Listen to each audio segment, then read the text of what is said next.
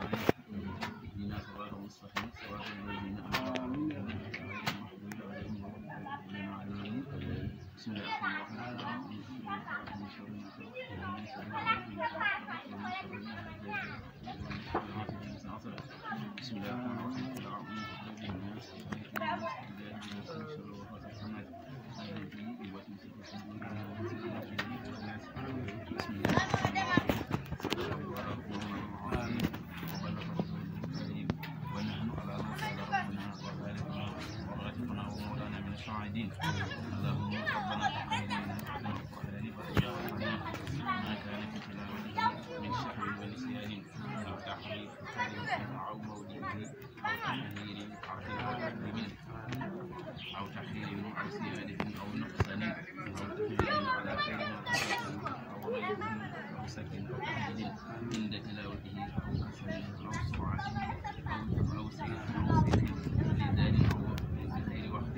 أو إفهام بخير محتمل أو إسماعيل بخير بيان أو مد أو تسديد أو حمزة أو اسم أو إحراب بخير مكان فاتقه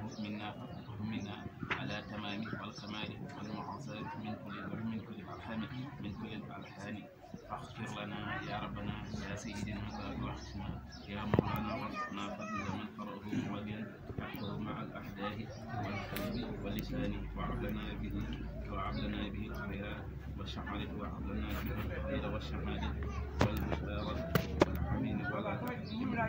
تختم لنا بالشر والسخاوة والضلالة والطغيان والنفي ما قبل المنايا النوم من خطلة والتصوان آمين من عذاب القبر ومن سؤال منكر ونكر ومن كل جدال وبحيث وجوهنا يوم البحث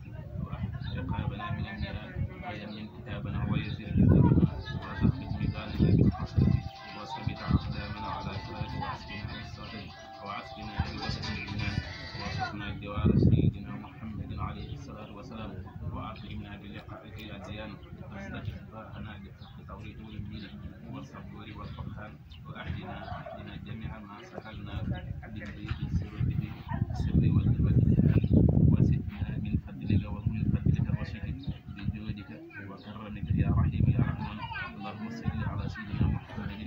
صاحب الشريعة والبرهان برحمتك يا أرحم الراحمين. اللهم انفعنا وارفعنا بالقرآن العظيم وبارك لنا بالآيات والشكر العظيم وتقبل منا إنك أنت السميع العليم وتب علينا إنك أنت التواب الرحيم. اللهم اصحنا بسنة القرآن وأكرمنا بكرامة القرآن وحسبنا بحلم القرآن وهاتنا من كل بلاء دنيا والحسنة بالآخرة وحرمة القرآن وأدخلنا الجنة مع القرآن وارحم جميع أمة سيدنا محمد بحق القرآن. اللهم اجعل القرآن لنا في الدنيا قرينا وفي القبر منيسا وفي القيامة شفيعا وإلى صراط نورا وإلى الجنة رفيقا وبيننا وبين النار سترا وحجابا وإلى الخيرات كلها دليلا وإماما بفضلك وجودك وكرمك يا أكرم الأكرمين. اللهم أهدنا بهداية القرآن وهابنا بعناية القرآن ونجنا من النيران بكرمة القرآن وأدخلنا الجنة بالشفاعة القرآن وارفع درجتنا بفضلة القرآن وكفر عنا سيئتنا بتلاوة القرآن يا ذا الفضل والإحسان. اللهم ارزقنا بكل حرف من القرآن عظاوة وبكل كلمة كرامة وبكل حياة سعادة وبكل سورة سلامة وبكل جسم جزاء وبكل حسن عظمة وبكل نفس نعمة وبكل روح رفعة وبكل سن صناعا. اللهم ارزقنا بالعلم فرحة وبالله بياضة وبالله توبة وبالسهل ثوابا وبالعلم جمالا وبالعافية حكمة وبالخير خلانا وبالدين وبالسهل فتحا وبالفراج رحمة وبالسين صناعا وبالسين صناعا وبالسهل سترا وبالله زيارا وبالله تعارضا وبالله استفاعا وبالعين علما وبالخير اقناعا وبالله سراعا وبالله وبالله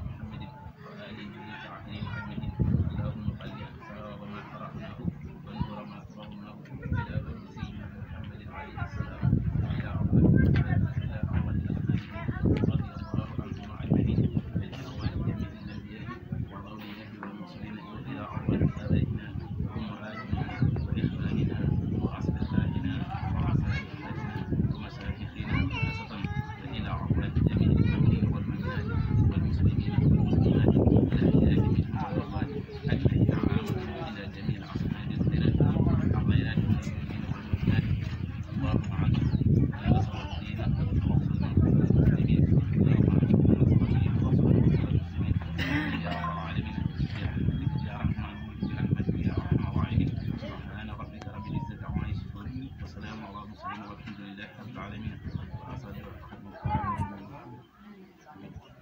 بسم الله الرحمن الرحيم اللهم صل على نبينا محمد ورسولك المرتضى وآله ووالينا وواليك waxalamuhu nee na ki gën ci bindee fi mooy ki nga xam ne dafa jàng alxuraan ba noppi di ko jàngale kon yéen ñu toll ci jàng alxuraan na ngeen ci góorgóorlu bu baax a baax a baax yéen ñi nga xam ne yéen jàngale itam na ngeen ci góorgóorlu bu baax a baax a baax ndax suñu yonent bi sallallahu alayhi wa sallam wax na ci ñi nga xam ne ñooy jàngale alxuraan mu ne képp koo xamante ne bi sax nga ci tey dunde saw ñaq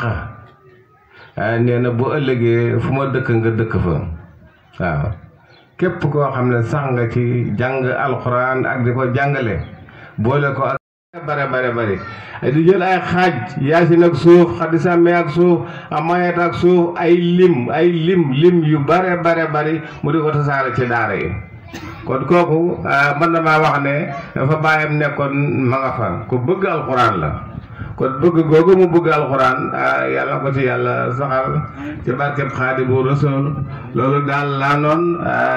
naa ko ci wax ndax dafay jikko yoo xamante ne bi dama koo xam ci waajuram xam ko ci moom mi kon yal na yàlla guddal fanam ci barkeb Cheikh Ahmadou Bamba wasalaamu aleykum wa rahmatullahi taala wa barakaatuhu.